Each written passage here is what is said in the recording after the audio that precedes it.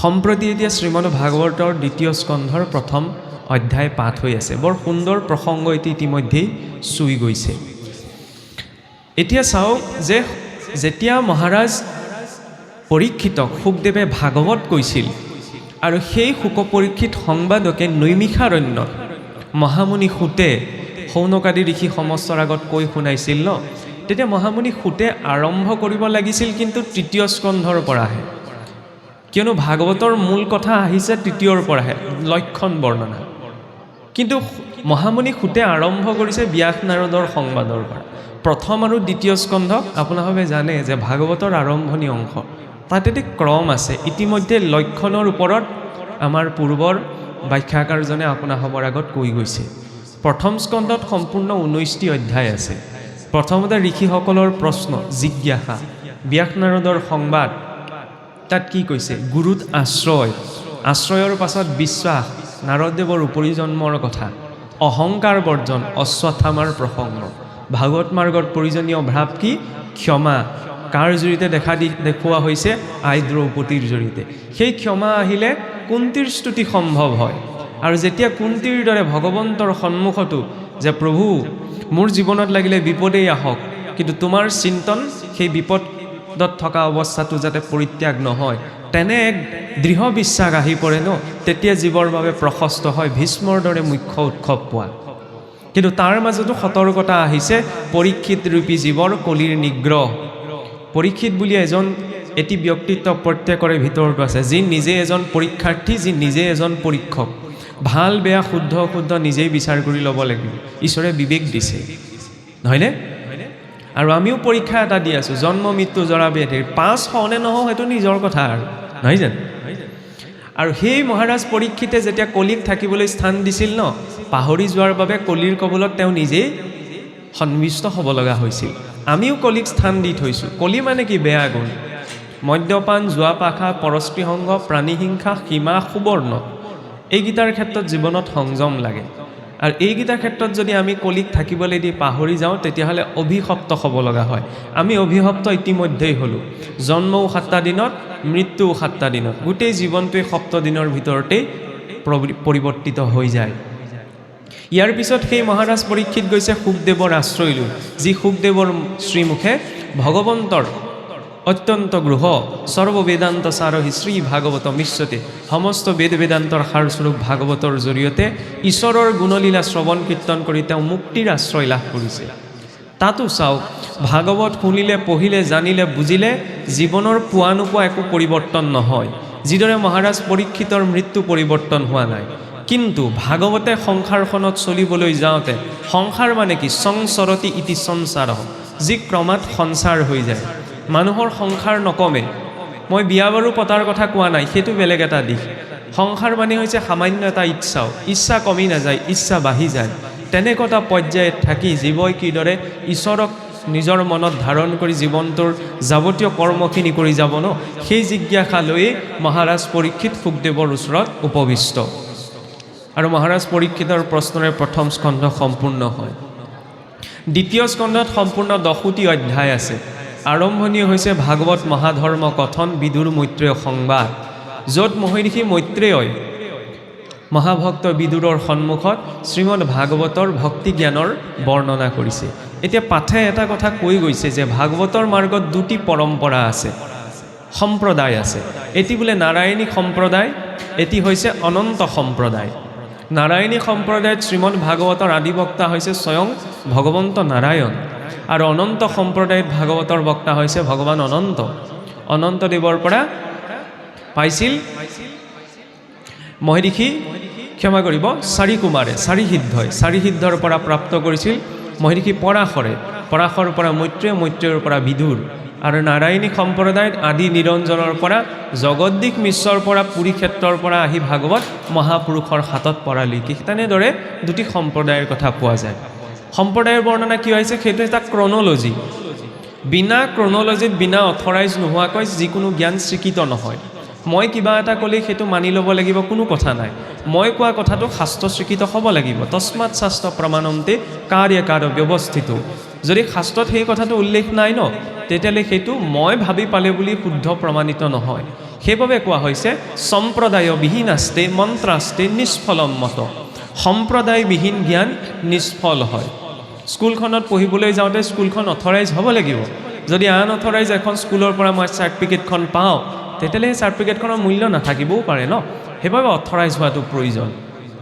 এটি পৰম্পৰা সাপেক্ষে আমি ঈশ্বৰৰ কাষ চাপিব পাৰোঁ। ইয়াৰ পাছতেই বিদুৰ মৈত্ৰীয় সংবাদত আহে ব্ৰহ্মাৰ দ্বাৰা নাৰদদেৱৰ সন্মুখত ঈশ্বৰৰ লীলা বৰ্ণন, য'ত ভগৱন্তৰ 6 প্ৰকাৰৰ অৱতাৰৰ কথা আলোচনা হৈছে। অংশ অৱতাৰ, অংশাংশ অৱতাৰ, কলা অৱতাৰ, আৱেশ অৱতাৰ, পূৰ্ণ অৱতাৰ আৰু পৰিপূৰ্ণ অৱতাৰ। ইয়াৰ পাছতে আহে ভাগৱতৰ 10 লক্ষণ বৰ্ণনাৰ কথা। সৰ্গ, ঈশ্বৰৰ বৈকৃত সৃষ্টি।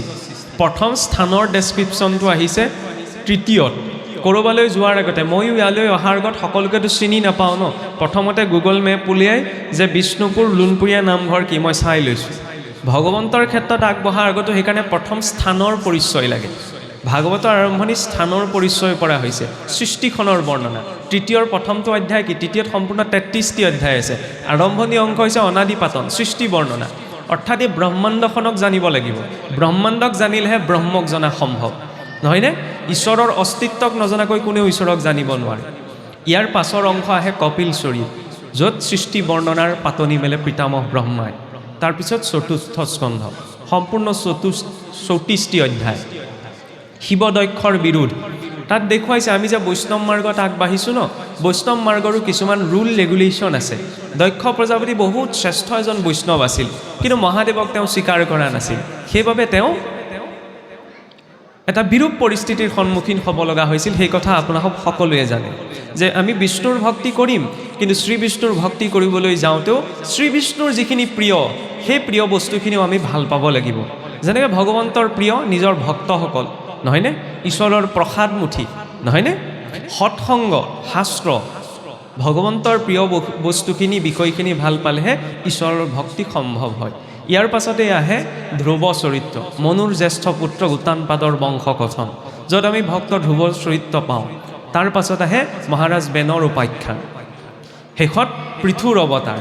আৰু চতুৰ্থৰ অন্তিমটি অংশ হৈছে পুৰঞ্জন উপাখ্যান, য'ত পুৰঞ্জন বুলি জীৱক দেখুওৱা হৈছে। যি 9খন দুৱাৰযুক্ত পুৰঞ্জনপুৰী ইটো ভাৰতবৰ্ষ, এই ভাৰতবৰ্ষ স্বৰূপ এই সূক্ষ্ম শৰীৰটোত প্ৰৱেশ কৰি সংসাৰত বদ্ধ হৈ কিদৰে মুক্তিৰ পথটো প্ৰশস্ত হ'ব পাৰে, সেয়া বৰ্ণনা আহিছে পুৰঞ্জন উপাখ্যানত। ইয়াৰ পিছত পঞ্চম স্কন্ধ, সম্পূৰ্ণ 26টি অধ্যায়, যাৰ লক্ষণৰ মূল আলোচিত বিষয় হৈছে নৰক বৰ্ণনা, মহাৰাজ ভৰতৰ উপাখ্যান। ইয়াৰ পাছত আহে ষষ্ঠ স্কন্ধ, 26টি অধ্যায়, য'ত আপোনালোক সকলোৱে জানে যে সকলোৰে পৰিচিত মহাভক্ত অজামিলৰ উপাখ্যান ষষ্ঠ বৰ্ণনা আহে। সপ্তমত 15টি অধ্যায়েৰে ভক্ত ধ্ৰুৱৰ, ক্ষমা কৰিব, ভক্ত প্ৰহ্লাদৰ চৰিত্ৰ। আৰু ইয়াৰ পাছত আহে অষ্টম স্কন্ধ, সম্পূৰ্ণ 28টি অধ্যায়। পোনপ্ৰথমতে আৰম্ভণি হৈছে গজেন্দ্ৰ উপাখ্যান, বলি চলন, সমুদ্ৰ মন্থন, শেষত মৎস্য অৱতাৰ কথন। নৱম স্কন্ধত সম্পূৰ্ণ মনোবংশাৱলী কথন। মহাৰাজ প্ৰিয়ৱত উত্তানপাদ, ৰহুগুণৰ বংশ কথনো আহিছে নৱমত। দশমত আহিছে ভগৱন্ত কৃষ্ণৰ পূৰ্ণ লীলা। সেইবাবে দশমক ভাগৱতৰ মধ্যমণি বুলি কোৱা হয়। মুকুটটোৰ ভিতৰত মাজৰ মণি এটা থাকে, যিটো মণিয়ে গোটেই মুকুটটোৰ শোভা বৰ্ধন কৰে। ভাগৱত স্বৰূপ শিৰৰ মুকুটৰ মধ্যমণি হৈছে দশম। দশমত বৰ্ণিত লীলা ইয়াৰ নহয়, গোলোকৰ।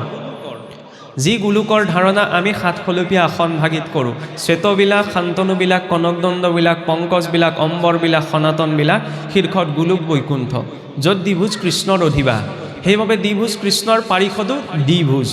বহুতে এইটো কনফ্লিক্ট কৰে, বোলে নাৰায়ণৰ পাৰিষদটো আমি চতুৰ্ভুজ পাইছোঁ, জয় বিজয়, মানে কৃষ্ণৰ পাৰিষদ দ্বিভুজ। কৃষ্ণ আৰু বিষ্ণুৰ মাজত কোনো ভেদ নাই তত্ত্বৰূপত, কিন্তু গোলোকনুবাসী যি কৃষ্ণৰ বৰ্ণনা আমি ভাগৱতত পাওঁ, পাঞ্চৰাত্ৰত পাওঁ, গৰ্গ সংহিতাত পাওঁ, সেই কৃষ্ণ দ্বিভুজ। ঈশ্বৰে নিজৰ অনুৰূপত এই শৰীৰটো সৃষ্টি কৰিলে, সেইবাবে মনুষ্যও দ্বিভুজ, নহয়নে? ঈশ্বৰৰ সেই শৰীৰটোৰ ওপৰত মনুষ্য লোকৰ প্ৰভাৱ নাই, কিন্তু সেই কৃষ্ণৰে যিটো ঐশ্বৰ্যপূৰ্ণ স্বৰূপ, সেয়া হৈছে চতুৰ্ভুজ নাৰায়ণ।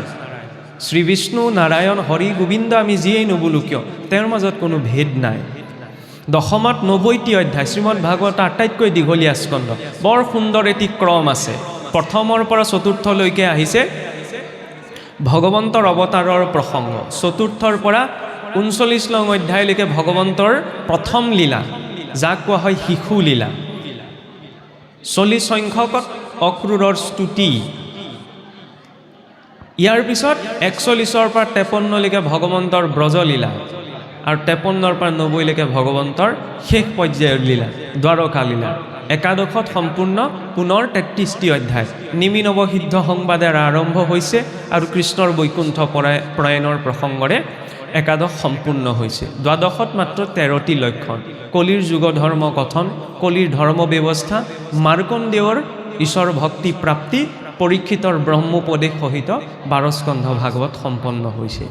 এইটো এটা ক্ৰম। এতিয়া চাওক, পূৰ্বৰ ব্যাখ্যাকাৰজনে বৰ সুন্দৰ দুটামান প্ৰসংগ কৈ আছিল। মই তাৰ আলমতে আগবাঢ়িব বিচাৰিছোঁ, কাৰণ জ্যেষ্ঠজনক ধৰিয়েই কনিষ্ঠজন আগবাঢ়ি যায়। মই চাৰিওফালৰ পৰা কনিষ্ঠ, বয়সৰ ফালৰ পৰাও, চেহেৰা চাইও বুজিব পাৰিছে, আৰু জ্ঞানৰ ফালৰ পৰাও। গতিকে মই তেখেতৰ কথাৰ আঁত ধৰিয়েই পৰৱৰ্তী অকণমান এটা প্ৰসংগ আগবাঢ়িব বিচাৰিছোঁ। মনত পৰিছেনে, তেখেতে কিবা এটা প্ৰসংগত ত্যাগৰ কথা কৈছিল, যে পুত্ৰয়ো পিতৃ মাতৃৰ বাবে ত্যাগ কৰিব লাগে, পিতৃ মাতৃয়েও পুত্ৰৰ বাবে ত্যাগ কৰিব লাগে, নহয়নে? শিষ্যয়ো গুৰুৰ বাবে ত্যাগ কৰিব লাগে, গুৰুৱেও শিষ্যৰ বাবে ত্যাগ কৰিব লাগে, সমাজৰ বাবে ত্যাগ কৰিব লাগে, ৰাষ্ট্ৰৰ বাবে ত্যাগ কৰিব লাগে। যিদৰে খোৱা বোৱা এইটো এটা জীৱনৰ এটা এছেঞ্চিয়েল বস্তু, নহয়নে? ত্যাগটো এটা বৰ এছেঞ্চিয়েল বস্তু, বিনা ত্যাগত একো সম্ভৱ নহয়। শাস্ত্ৰত বৰ সুন্দৰ উল্লেখ এটি আছে, বোলে নাস্তি সত্য সমং তপ, সত্যৰ সমান বোলে তপ নাই। সত্য আকৌ দুটা থাকে, এটা আপেক্ষিক সত্য, এটা হৈছে পৰম সত্য। সংসাৰত চলিত যিবিলাক কথা ন, সেইবিলাক আপেক্ষিক সত্য। যেনেকৈ চাওক, সৰু কথা এটা, আজি আপোনাসৱৰ গাঁৱৰ বা সমাজত থকা কিবা এটা নিয়ম আপোনালোকৰ বাবে সত্য, আমাৰ তাত সেইটো অসত্যও হ'ব পাৰে। তেনেকুৱা থাকেতো, চব সমাজৰে নীতি নিয়মবিলাক নিমিলে, বা আমাৰ তাত সত্য বুলি ভাবি থকা কথা এটা আজি আপোনাসৱৰ সমাজত সেইটো নহ'বও পাৰে। সেইবিলাক হৈছে আপেক্ষিক সত্য। লোকাচাৰত যিবিলাক পৰম্পৰা নিৰ্মিত হয় ন, আপেক্ষিক সত্যৰ ওপৰত। বিজ্ঞানতো আপেক্ষিক সত্য আছে, এইটো নহয় যে সমাজতহে আছে। বিজ্ঞানেও আগতে পোনপ্ৰথমতে সময় ধ্ৰুৱ বুলি ভাবিছিল, পদাৰ্থৰ একেবাৰে সৰু অৱস্থা পৰমাণু বুলি ভাবিছিল। কিন্তু বিজ্ঞান বিকাশ হোৱাৰ লগে লগে কৈ দিলে বোলে পৰমাণু নহয়, তাৰ ভিতৰতো সূক্ষ্ম ইলেক্ট্ৰন পটন থাকে, তাৰ ভিতৰতো থাকে কোৱাৰ, নহয়নে? আপেক্ষিক সত্যটো পৰিৱৰ্তন হয়, আৰু পৰম সত্য এতিয়াই আছে, যাক আমি ভগৱান বুলি কওঁ, নহয়নে? ভগৱান মানে কিনো? বাঁহী বজাই থকা, শংখ চক্ৰ গদা পদ্ম ওপৰত বহি থকা কোনোবা এজন ভগৱন্ত ইয়াত নাই, ওপৰত নাই। আমি ভগৱানলৈ চাবলৈ হ'লে কেনি কওঁ? বোলে ভগৱানে ওপৰৰ পৰা চব চাই আছে। এইটো ভুল দিশ দেখুৱাওঁ। ভগৱান এইটো দিশত নাই। ভগৱন্ত কোনটো দিশত আছে? এইটো দিশত আছে। এইটো কি দিশ? পূব দিশ, নহয়নে? আমি এনে সাধাৰণ স্তৰত কি বুলি কওঁ? বোলে সূৰ্য পূব ফালৰ পৰা উদয় হয়, সেইবাবে আমি পূব দিশত ভগৱানক চিন্তা কৰোঁ। সেইটো প্ৰাথমিক স্তৰৰ কথা। মহাকাশত পূব দিশটো হৈছে ঊৰ্ধ্ব দিশ। কেনেকৈ? আকাশখন ঊৰ্ধ্ব দিশ নহয়। টিভিত হ'লেও দেখিছেনে? সূৰ্যটো স্থিৰে আছে, সূৰ্যৰ চাৰিওফালে পৃথিৱীখন ঘূৰি থাকে। সকলোৱে জানে পৃথিৱীৰ উত্তৰ মেৰুটো মানুহ থাকে, দক্ষিণ মেৰুটো মানুহ থাকে। মানুহবিলাকে কাষৰীয়া অঞ্চলত থাকে, নহয়নে? পৃথিৱীৰ ছাইডটোত। এতিয়া ছাইডটোত যেতিয়া বেকাকৈ আমি আঙুলিটো টোৱাওঁ, তেতিয়াহ'লে এই আকাশখন মহাকাশত ঊৰ্ধ্ব দিশ নহয়, পূব দিশটো ঊৰ্ধ্ব দিশ হৈ পৰে। সেইবাবে পূব দিশত উপাসনা। আৰু গতিটো মণিকূট ভাগো চাবচোন, উত্তৰা দক্ষিণাকৈ বনায়। পাথৰ আসন ভাগো উত্তৰ মুখলৈ মুখ কৰি থাকে। ভাগৱতত সকলো ভক্ত উত্তৰ দিশলৈ গৈছে। মই দেখি বিদুৰো উত্তৰ দিশলৈ গৈছে, পৰীক্ষিতো গংগাৰ তীৰত বহি উত্তৰ মুখলৈ মুখ কৰি বহি আছে। ভকতৰ উত্তৰ দিশত এনেকুৱা কি আছে? উত্তৰায়ণ গতি লাগে। পিতামহ ভীষ্ম দক্ষিণায়ন কালত হৰসজ্জাত পৰিছিল ন, ইমান কষ্ট হৈ কিহলৈ বাট চাই আছিল? যে উত্তৰায়ণ বেলা উপস্থিত হওক, তেতিয়া মই সহজে ঊৰ্ধ্বদৈহিক যাত্ৰা কৰিব পাৰিম। উত্তৰক উন্নত যেবে জীৱ উত্তপূৰ্ণ ভক্তি কৰিবাক লাগি যায় তাৰ মন, এতেকে ভক্তৰ গতি উত্তৰৰ কোলে জানি যিটো ভকত শুৱে সিটো নাই। আমাক লাগে উত্তৰায়ণ গতি। উপনিষদতো কোৱা হৈছে উত্তিষ্ঠত জাগ্ৰত প্ৰাপ্য বৰাণ নিবোধত, যে উঠা জাগ্ৰত হোৱা আৰু সেই উত্তৰ কুলৰ শ্ৰেষ্ঠ গতি প্ৰাপ্ত কৰা। এতিয়া চাওক যে নাস্তি সত্য সমং তপ। সুন্দৰ কথা, বোলে সত্যৰ সমান তপ নাই, হয় নহয়? নাস্তি ৰাগ সমম দুখম, বোলে ৰাগৰ সমান দুখ নাই, খঙৰ সমান দুখ নাই, নহয়নে? খঙত সেইকাৰণে সিদ্ধান্ত, আবেগত কাৰোবাক কথা, আৰু সুখতো কেতিয়াবা কাৰোবাক গালি দিয়া যায়, আকৌ দুখতে গালি নিদিয়ে। এই তিনিওটা কাম কৰিব নালাগে, তেতিয়াহ'লে ইমবেলেঞ্চ হৈ যায়। ইয়াৰ পাছত কি ক'লে? নাস্তি জ্ঞান সমম চক্ষু, জ্ঞানৰ সমান বোলে চক্ষু নাই। ইমানখিনিলৈকে বুজিব পাৰি। চতুৰ্থতে যিটো কথা ক'লে সেইটো হজম কৰিব নোৱাৰি। কি বুলি ক'লে? নাস্তি ত্যাগ সমম সুখম, বোলে ত্যাগৰ সমান সুখ নাই, হয়নে? আৰু ত্যাগ কৰিব লাগিব। অকণমান কিবা এটা পাবলৈ হ'লে অকণমান কিবা এটা এৰিব লাগে, তাতকৈ বেছি কিবা এটা পাবলৈ হ'লে বেছি কিবা এটা এৰিব লাগিব, সকলো পাবলৈ হ'লে সকলো এৰিব লাগিব। এইটো ভাগৱতৰ সিদ্ধান্ত।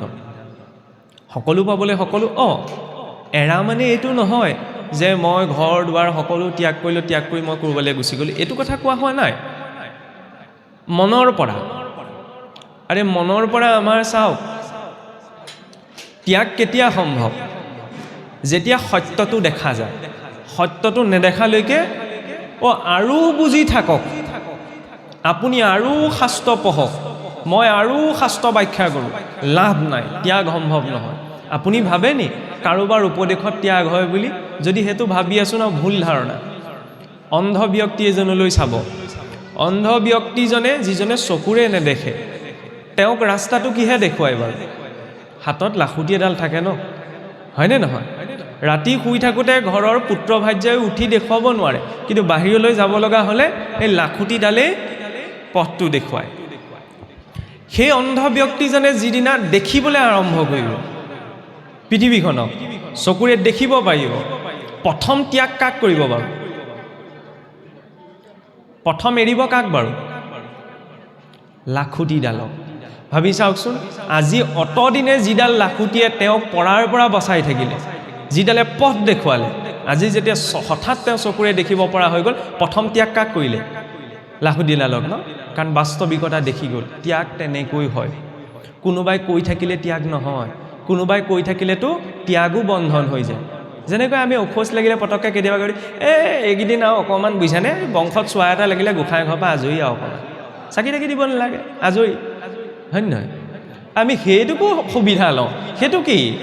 আৰে ভাৱটো থাকিব লাগিব ন ঈশ্বৰত। ঈশ্বৰক যে নৈবদ্যৰ ঠগিভাগ আগবঢ়াইছে, ঈশ্বৰে ইয়াৰ পৰা খাবলৈ আহিব নাহে বাৰু? কি বুলি ভাবে? ঈশ্বৰে প্ৰসাদ খায় নে বাৰু? ভকতে যে দিয়ে, খায় ন? খায়, নাখায়।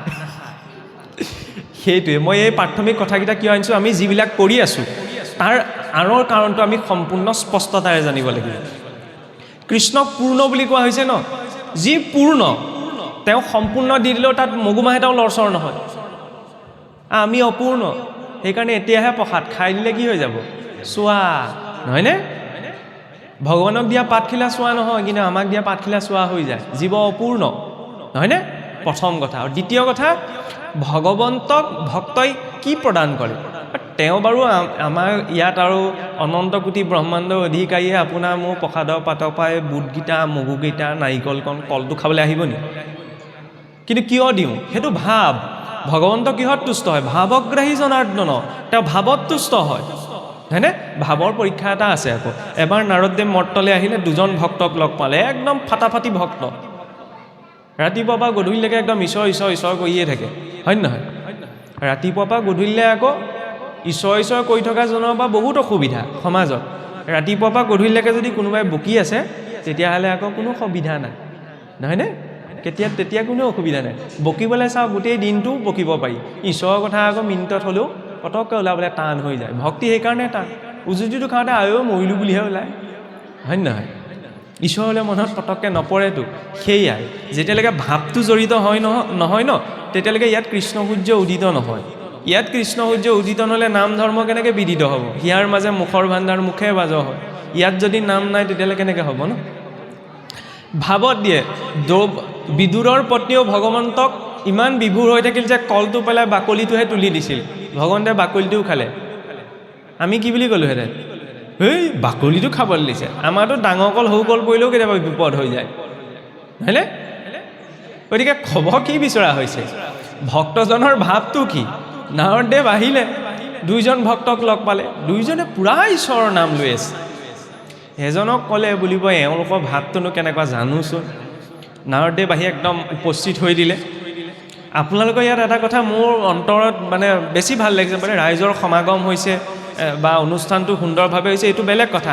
কিন্তু আজিলৈকে মই বেছি অনুষ্ঠানলৈ যোৱা নাই, কিন্তু যিমান অনুষ্ঠানলৈ গৈছোঁ ন, সকলো অনুষ্ঠানৰ পৰা এই নামঘৰত এটা বিশেষত্ব এটা দেখা পাইছোঁ। সেইকাৰণে মুখৰ পৰা প্ৰকাশ কৰিছোঁ, এই নাৰদদেৱৰ প্ৰতিমূৰ্তি এভাগ আছে। প্ৰতিমূৰ্তি থাকক, সাধাৰণতে মানে নাৰদদেৱকটো আমাৰ মানে টুটুকীয়া বুলি কৈ দিয়ে, কিন্তু নহয়। সত্ৰীয়া সংস্কৃতিটো তিনিটি কাষ্ঠাই আছে: নাৰদী কাষ্ঠা, গৰুড কাষ্ঠা আৰু হনুমন্ত কাষ্ঠা। মূলৰ কথা হ'ল কি, বৈষ্ণৱ পৰম্পৰা সেই তিনিজন মহাভক্তৰ পৰা আৰম্ভ হৈছে।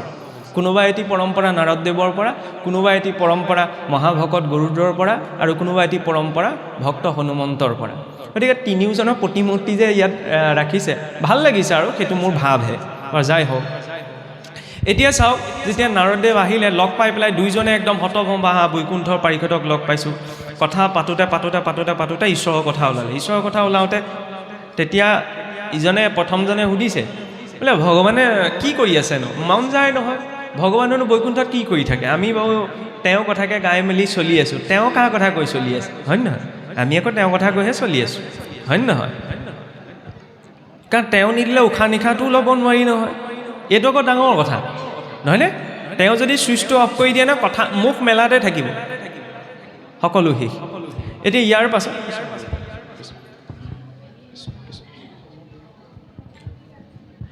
তাৰপিছতে কি হ'ল, ভগৱানে বোলে কি কৰিছে, ভগৱানে বোলে বৈকুণ্ঠত বহি কিমান কাম কৰিব। এই বহি লৈ পেলাই ধুনীয়াকৈ আজি বেজী এটা লৈছে বোলে, বেজী চিনি পাইছে নহয়? বেজীটো মাজেদি কেনেকৈ হাতীটো পাৰ কৰিব পাৰি তাকে লাগি আছে। তেতিয়া এইজনে ক'লে, বোলে ৰাতিপুৱাই কি অদৰকাৰী কথা কৈছে, ভগৱানৰ কাম নাই নি? বেজী ফুটাটোতে হাতীটো কেলৈ পাৰ কৰিব? আৰু পাৰ হোৱা সম্ভৱ জানো? নহয় ন, কেনেকৈ সম্ভৱ? বেজী ফুটাইনো হাতীটো পাৰ হয়নে? গ'ল কথা গ'ল। ইজনক ক'লে, সেয়া শুনিছা নহয়, ভগৱানে বৈকুণ্ঠত বেজী ফুটাই হাতী পাৰ কৰি আছে। তেতিয়া ইজনে আকৌ কৈছে, ভগৱান সৰ্বসামৰ্থ্যৱান, তেওঁ যিকোনো কাম কৰিব পাৰে। গছৰ গুটিটোত যেতিয়া গোটেই গছজোপা ভৰাই দিব পাৰে, বেজী ফুটাইতে হাতীটো পাৰ কৰাটো কি টান কাম? তেওঁ কি উদ্দেশ্যত কোনে কয়, কোনে বুজিব পাৰিব? ধৰিব পাৰিছেনে? এজনে যুক্তিটো লগাই দিলে যে ভগৱানে কিয় কৰিব, ভগৱানৰ কাম নাই নি? সেইটোনো সম্ভৱনে? বেজী ফুটাইতে হাতীটো কেনেকৈ পাৰ হ'ব? ইজনে কি ক'লে, তেওঁ সৰ্বসামৰ্থ্যৱান, তেওঁ যিকোনো কাম কৰিব পাৰে। আমি কিমান বুজিছোঁ, কিমান ধৰ্ম কৰ্ম কৰিছোঁ, কিমান শাস্ত্ৰ কথা জানো, এইটো ডাঙৰ কথা নহয়। ডাঙৰ কথা এইটোহে যে ঈশ্বৰৰ প্ৰতি ভাৱটো কি, নহয়নে? তেওঁ ভাৱত তুষ্ট হয়। আমি কি কৰিছোঁ, কি নকৰিছোঁ, তাৰ পৰা তেওঁ আমি কাষ চাপিব নোৱাৰোঁ। সেইকাৰণে ক'লে কৰ্ম মাৰ্গৰে নোৱাৰি। তেওঁ কেনেকুৱা কাম কৰিছে, আমি কি কাম কৰিছোঁ, হয় নহয়? দ্বিতীয়তে চাওক আপুনি, জ্ঞানেৰে আমি নিজৰ মগজে নিজকে ঢুকি নাপাওঁ, ঈশ্বৰক কেনেকৈ ঢুকি পাম? ভক্তিত, জ্ঞান আৰু ভক্তি মাৰ্গৰ মাজত সেইখিনিতে পাৰ্থক্য। কি ক'লে? জ্ঞান মাৰ্গত কোৱা যায় যে প্ৰথমতে মই জানিম, জানি লৈহে মানিম। ভক্তিত সেইটো কোৱা নাযায়, মই মানিম, মনাৰ পাছতহে জানিম, হয় নহয়? এতিয়া আপোনালোকে কওকচোন, ভগৱানক মানিব লাগে নে জানিব লাগে বাৰু? কি বুলি ভাবে? জানিবও লাগে, মানিবও লাগে। বাকীসকলে কি ভাবে? পিছৰ পৰা কওকচোন, ভগৱানক জানিব লাগে নে মানিব লাগে? কি ভাবে? মানিব লাগে। আমাৰ ককাসকলে কিবা ক'ব নি? ভগৱানক জানিব লাগে নে? এইটো নাভাবিব দেই, মই ইয়াত আহি কিবা একদম ডাঙৰ কিবা জৰীপ চলাইছোঁ বুলি। এইটো ভাবৰ আদান প্ৰদান আৰু, হয় নাই? ইজনে কথা বতৰাৰ পৰাহে আলোচনাত সোমাব পাৰিম। কি বুলি ভাবে? দুইটাই লাগিব। বাৰু, এতিয়া চাওক, আমি যেতিয়া ভক্তি মাৰ্গৰ কথা কওঁ ন, প্ৰথম ভগৱন্তক মনাৰ কথা আহে, নহয় জানো? মানিলেহে জানিব। যেনেকৈ আমি কওঁ, বোলে মাক দেউতাকক মানে দেই, কিন্তু মই ডাঙৰ দীঘল হ'লোঁ, মা দেউতা, ককা আইতা, সমাজ, এইবোৰ চব বুজি পাওঁ, কিন্তু যদি মই নামানো তেতিয়াহ'লে নহ'ব ন। ভগৱানক মানিব লাগিব। ভগৱানক কোনেও জানিব নোৱাৰে, সেইটো আকৌ ডাঙৰ কথা। কাৰণ ঋষিমুনিসকলৰ বুদ্ধি গৈ পেলাই খুন্দা খাই পেলাই উভতি গুচি আহে, বুজি নাপায়। বোলে কৃষ্ণক বুলিচোন আমি ভগৱান বুলি জানিছোঁ, কৃষ্ণক ভগৱান বুলি জনা নাই। কৃষ্ণক ভগৱান বুলি কি কৰিছোঁ? মানিছোঁ। ভগৱন্তই নিজেই কৈছে, মনুষ্যানাম সহস্ৰেষু কশ্চিৎ য়ততি সিদ্ধেত য়ততামপি সিদ্ধাত্মান কশ্চিৎ মানাং বেতি তত্ত্বতঃ, যে 1000জন মনুষ্যৰ ভিতৰত এজন ধাৰ্মিক, তেনেকুৱা 100জন ধাৰ্মিকৰ ভিতৰত এজন আধ্যাত্মিক। তেওঁ আংশিক ৰূপত ভগৱন্তক জানিব পাৰে, আংশিক ৰূপত, সম্পূৰ্ণও জানিব নোৱাৰে। দশমত আহে ন, ব্ৰহ্মাদি প্ৰজাপতিসকলে যেতিয়া ঈশ্বৰক স্তুতি কৰিবলৈ যায় ন, ঈশ্বৰক দেখাই নাপায়। পুৰুষ সূক্তৰে 1000 বছৰ বহি স্তুতি কৰি থাকিব লগা হয়, তাৰপিছত ঈশ্বৰৰ মাতটো শুনিবলৈ পায়। আমিতো সাধাৰণ মনুষ্য, তাৰ বিপৰীতে ধৰ্ম পালিব লাগে নে মানিব লাগে? ধৰ্ম পালিব লাগে। আমি লাগি থাকোঁ মানত, বোলে আমি বৈষ্ণৱ মাৰ্গত আছোঁ, বৈষ্ণৱ মানুহ, নহয়নে?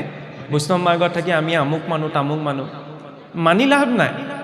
ধৰ্ম পালিব লাগিব, হয় নহয়? মই যেনিবা ঢেৰ কথা জানো, কিন্তু যদি মই পালন নকৰোঁ, অনভ্যাসে বিষম শাস্ত্ৰম, অভ্যাস নকৰা শাস্ত্ৰ জ্ঞানো বিষতুল্য হয়। যেতিয়ালৈকে শব্দখিনিত অনুভৱটো নাহে ন, সেই শব্দ অনুভৱবিহীন জ্ঞান বাজি গাই ৰখাৰ নিচিনা। শব্দ ব্ৰহ্ম নিষ্ণাটো ননিষ্ণাটো পচে যদি সমন্তস্য শ্ৰুতফলম হব্যধেনু ৰক্ষিত পৰম। যি শব্দত কোনো অনুভৱেই নাই, মই কৃষ্ণক ঈশ্বৰ বুলি মানিছোঁ, কিন্তু কৃষ্ণৰ সন্মুখত গৈ যদি বিশ্বাস কৰিব পৰা নাই যে কৃষ্ণ আছেই নাই, হয় নহয়? আৰে ডিচিজন আহিলে কিমান সাৱধান হৈ থাকিম, গতিকে জগতৰ ঈশ্বৰৰ সন্মুখত মই কিমান সতৰ্ক হৈ থাকিবলৈ, বুজি পাইছে নহয়? ইনডাইৰেক্টলি কিবা এটা কৈছোঁ আৰু, ডিচিজনৰ সন্মুখত কিমান সাৱধান হৈ থাকিম। এতিয়া সাক্ষাৎ জগতৰ ঈশ্বৰৰ সন্মুখত আহি ইফাল সিফাল ইটো সিটো কথা পাতি, জগতৰ ঈশ্বৰ উপস্থিত আছে, তেওঁৰ সন্মুখত মই এখন কি কিনদালি কৰি আছোঁ। তাৰমানে কি বুজালে? মই নাস্তিক, মই মুখেহে কৈছোঁ ঈশ্বৰ আছে, মানিব পৰা নাই, কিন্তু মানিব লাগিব। এতিয়া চাওক, সেই মানিবলৈ যাওঁতে যেতিয়া সংসাৰৰ বাস্তৱিকতাটো দেখা দিয়ে, তেতিয়া আপোনা আপুনি ত্যাগ হৈ যায়। হিৰণ্যকশিপুৰ বা ব্ৰহ্মাক উপাসনা কৰিবলৈ যাওঁতে কোনো নীতি নিয়ম পালন কৰা নাছিল, হয় নহয়? 1000 বছৰ এটা ভৰিৰ ওপৰতে কেনেকৈ থিয় হৈ থাকিব পাৰিলে? লক্ষ্যটো স্পষ্ট আছিল যে ব্ৰহ্মাৰ পৰা মোক বৰ লাগে। ভাগৱত মাৰ্গতো এইটো লক্ষ্য স্পষ্ট হ'ব লাগিব যে ঈশ্বৰ প্ৰাপ্তিৰ বাবে আহিছোঁ। ইমান ডাঙৰ লক্ষ্য, তেতিয়াহ'লে ইমান ডাঙৰ লক্ষ্যটোক পাবলৈ ত্যাগবিলাক আপোনা আপুনি হৈ যাব ন। কিন্তু সৰু সৰু কথাত লাগি থাকিলে ত্যাগ নহয়, হয়নে? বুজিছেনে? আমাৰতো আপোনাৰ প্ৰসাদেই, এই চাধা পেকেটটোৰ পৰাই আমি উঠিব পৰা নাই অসমীয়া আজিলৈকে।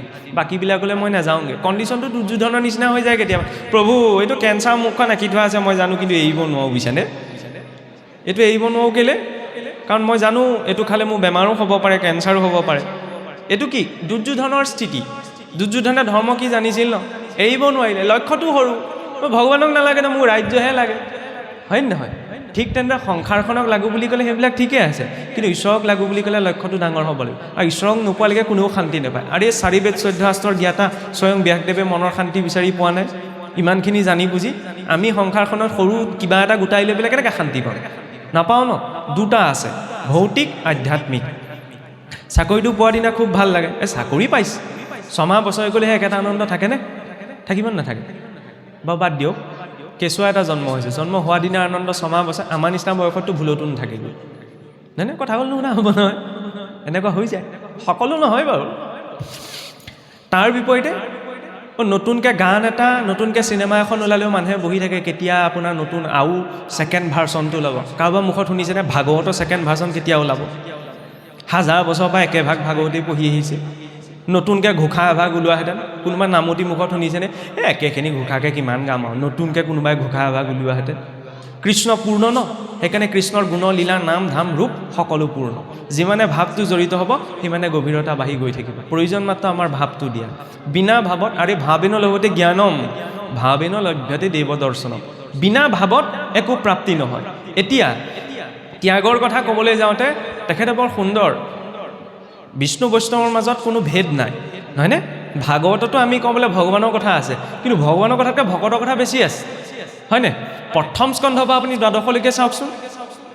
সেইকাৰণে লোকৰ কথা পাতিব লাগে। আমি যে আকৌ লোকৰ কথা পাতিব নাপায় বুলি, খুব পাতিব লাগে লোকৰ কথা। ন, মই চিৰিয়াছলি কৈছোঁ, ভাগৱততো লোকৰ কথা আছে, খালি লোক বুলি তাত ভকতসকলৰ কথা আছে, ভাল কথাখিনি আছে। আনৰ কথা নপতাকৈ কোন চলিব পাৰিব বাৰু? আপুনিয়ে কওকচোন, নহয়নে?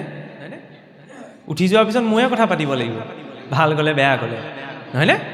চব পাতিব লাগে, খালি ভালখিনি পাতিলে পাপ আৰু পুণ্য সৃষ্টিও নহয়, নষ্টও নহয়, ৰূপান্তৰ হয়। শক্তি সৃষ্টিও নহয়, নষ্টও নহয়, ইজন সিজনৰ পৰা ৰূপান্তৰ হয় ন। পাপ পুণ্যও তেনেকুৱা, আনৰ ভালখিনি পাতিলে ভালৰ প্ৰভাৱটো আহে। সেইকাৰণে ভাগৱতত যিমান পাৰি আনৰ কথা আছে। ভক্ত পৰীক্ষিতৰ কথা আছে, শুকদেৱৰ কথা আছে, সুতমুনিৰ কথা আছে, দ্ৰৌপদীৰ কথা আছে, কুন্তীৰ কথা আছে, অম্বৰীষৰ কথা আছে, প্ৰহ্লাদৰ কথা আছে, নিগৰজাৰ কথা আছে। আঙুলি মত শেষ, আঙুলি পাপ শেষ হৈ থাকিব। ইমান বিভিন্ন জনৰ কথা আছে, কিন্তু কিয় আছে? সেই সকলোৰে ভক্তিৰ কেনেদৰে আচৰণ কৰিছিল সেইখিনি আলোচনা কৰা হৈছে। তাক পাতোতে পাতোতে কি হয়? তাৰ প্ৰভাৱটো জীৱনলৈ আহে। বেমাৰ নোহোৱা মানুহজনৰ যেতিয়া মোৰ বেমাৰ হৈছে মানুহে আকৌ এইটোও ভয় কৰে, কোনোবাই যদি সুধে বোলে ভালে আছেনে, ভালে আছোঁ বুলি কৈ দিলে কিজানি হিংসা বাঢ়িব, সেইকাৰণে ভালে থাকিলেও কি বুলি ক'ব, বুজিছেনে ভাল নহয়, আমুক তামুক, এনেকৈও কয়। এইটো বেয়া মেণ্টেলিটি। প্ৰকৃতিলৈ যিটো মেছেজ পঠালোঁ ন, সেইটো মেছেজেই ৰিটাৰ্ণ হ'ব। মন বুলি ক'লে নিজৰ ভিতৰতো এটা আছে, এটা ব্ৰহ্মাণ্ডীয় মনো আছে। সুস্থ সবল মানুহজনৰ দিনটোত কৈছে মোৰ বেমাৰ হৈছে, দুদিন কৈ চাওকচোন, 3 নম্বৰ দিনা বেমাৰত পৰি যাব। যিটো কৈ আছোঁ ন, সৃষ্টিখনক সেইটোকে ৰিপ্লাই দিয়ে। সেইটোৱে অৱচেতন মনৰ শক্তি। সেইকাৰণে সদায় আৰু দুখতো পজিটিভকৈ ক'ব লাগে। ভাগৱতটো তাৰ আল্টিমেট লেভেলত আছে। পৰীক্ষিতে মৰিবলৈ অভিশাপ পালে, আমি হয়হেঁতেন কি বুলি ক'লোহেঁতেন, থকা যদিহে তেতিয়াই জীৱ গ'লহেঁতেন, 7 দিনলৈ নাথাকিলেহেঁতেন, হয়নে? পৰীক্ষিতে কি ক'লে, গৃহ অন্ধকূপত কৰিলোঁ মই পাপ, বোলে কৃষ্ণৰহে প্ৰসাদত পাৰিলোঁ ঋষি হ'ব। এয়া প্ৰসাদ এতিয়া মই ল'ম, নহয়নে? কৃষ্ণই যেতিয়া মৰিবলৈ প্ৰসাদ দিব, সেয়া প্ৰসাদ ল'ম নে নলওঁ? নলওঁ ন। দৃষ্টিটো সেইকাৰণে কিয়, মৃত্যুটো চবেই মৰিব লাগিব, আৰু স্বয়ং ব্ৰহ্মাই শৰীৰ এৰিব লাগিব। মৃত্যুৰ আগজাননীয়ে জীৱনটোক ভয়লৈ ঠেলি নপঠায়। মৃত্যুৰ আগজাননীয়ে জীৱনটোক বহুত মিনিংফুল বনাই দিয়ে, বহুত মিনিংফুল। আৰু মই যেতিয়া গম পাম মোৰ এষাৰ কথা শেষ কথাও হ'ব পাৰে ন, ঈশ্বৰে নকৰিলেই হৈ যেনিবা কথা কওঁতেন যাতে নমৰোঁ, হয়নে? মৰিবও পাৰোঁতো, গেৰেণ্টি নাই নহয়। গেৰেণ্টি কিন্তু লোৱাত মানুহ একদম পক্কা। মোবাইলটোত আকৌ এবছৰ 6 মাহ এমাহৰ কাৰণে ৰিচাৰ্জ ভৰাওঁ, কিন্তু গেৰেণ্টিটো মই এইটোও ল'ব নোৱাৰোঁ যে এমাহৰলৈকে মই জীয়াই থাকিম নে নাথাকিম। ৰিচাৰ্জটোতো ভৰাইছোঁ ন, ঘৰ দুৱাৰ চব গোটাই লৈছোঁ। এই জড় বস্তুকেইটাতে যেতিয়া ইমান বিশ্বাস, তেওঁৰ প্ৰতিও বিশ্বাসটো লাগে ন। বোলে ভগৱানক আমি দেখা নাই নহয়, দেখাটো নিজৰ পিতৃ মাতৃকো নাই, কোনে দেখিছে? জন্ম হোৱাৰ পিছত বুদ্ধিটো লৈ অহা নাই নহয়। মাতৃহে জানে কাৰো বীৰ্য পুত্ৰ, মাতৃয়ে পৰিচয় কৰাই দিয়ে ন, বোলে দেউতা বুলি মাতা, মা বুলি মাতা। প্ৰথমেতো সিটো চিনি নাপায় মা কি বস্তু, দেউতা কি বস্তু। অকণমান জনা শুনাৰ পাছতহে সম্পৰ্কবিলাক চিনি পায়। শাস্ত্ৰকো জননী বুলি কোৱা হৈছে। শাস্ত্ৰস্বৰূপ জননীয়ে কি দেখুৱাইছে, বাপেকৰো বাপেক কোন, হয়নে? বাপেকক চিনি পালেই নহ'ব নহয়, বাপেকৰ বাপেককো চিনি পাব লাগিব। সেই বাপেকক কোনে বনালে, নহয়নে? এই সৃষ্টিখনক কোনে বনালে? তেওঁক জনাৰ পথটো, তেওঁক মনাৰ পথটো, তেওঁক বিশ্লেষণ কৰাৰ পথটো হৈছে ভাগৱতৰ।